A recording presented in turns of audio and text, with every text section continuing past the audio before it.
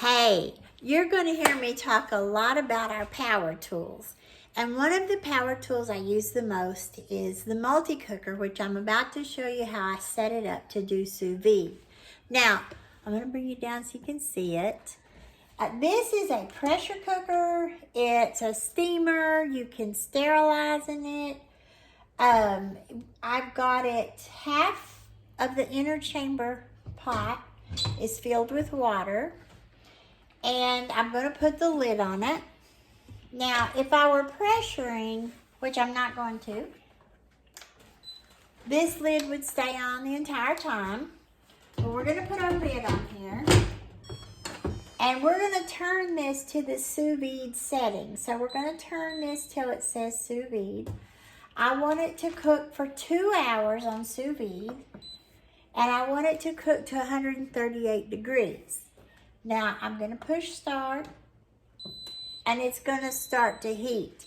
So during this time, which takes about 30 minutes, I've got my steaks out coming to room temperature. I actually froze them like this. So these are ribeyes that I got on sale, and they've got my seasoning on them that I like to use, and butter. So when this heats up, this should be about room temperature. And this will be immersed in water. Okay, it beeped at me, so come down here and you'll see. It's a little hard, maybe if I turn it. Anyway, the word add is on there. It'll beep and tell you when it's ready. So we're going to take the lid off, put it up here out of our way. Now we're going to take our steaks. Now I do like to get as much of the air out of the bag as possible. So what I do, kind of open one corner, just the corner here, so that as I slide this down into the water, it pushes the air out. So we want our steaks down in the water.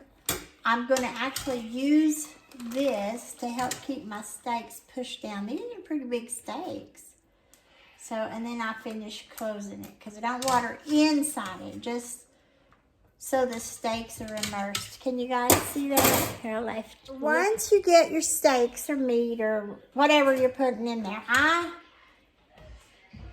ever since I've used sous vide one time to do steaks, that's how I do them all the time.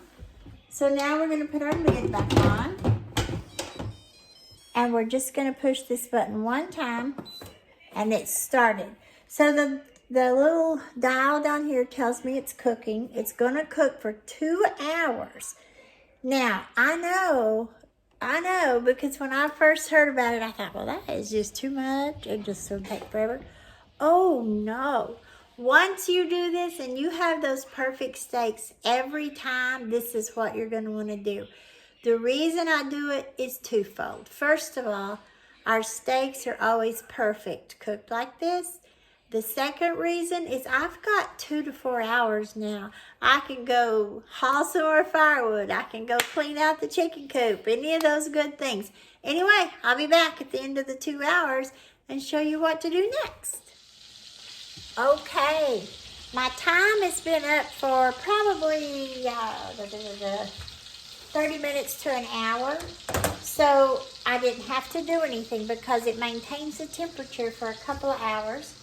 We're going to push in, make sure there's no pressure, which there shouldn't be because we weren't pressuring. We were just doing the sous vide. Put the lid back here. Now let me show you what I do. You do not have to do yours this way. This is just the way I choose to do mine. So what I do is I take my steaks out of there, put them on a paper towel, and I mash the moisture off of them. Not the juice that's inside. I'll just kind of dab them.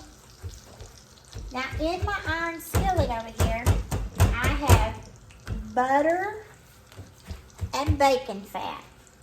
So we cook with full fat everything. The reason I combine the two is because I want to have a good fast browning and something tasty. So we're going to put these in the iron skillet.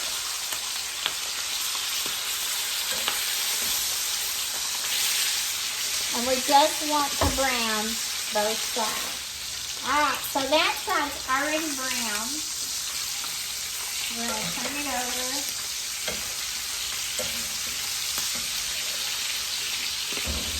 The combination of the butter and the bacon fat will help to really brown and caramelize the outside of the steak. I do use my splatter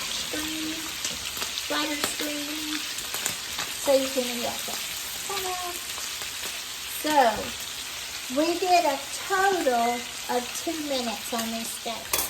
Because the inside's already done the way we want it, so we don't want to overcook them. So, you know what, we'll stay with them. Yep. Alright, let's see what the inside of these jewels look like.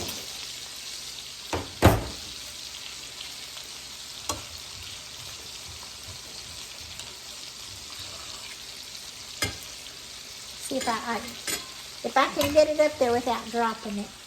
But do you see that pretty pink line all the way through? It is perfect. See ya later.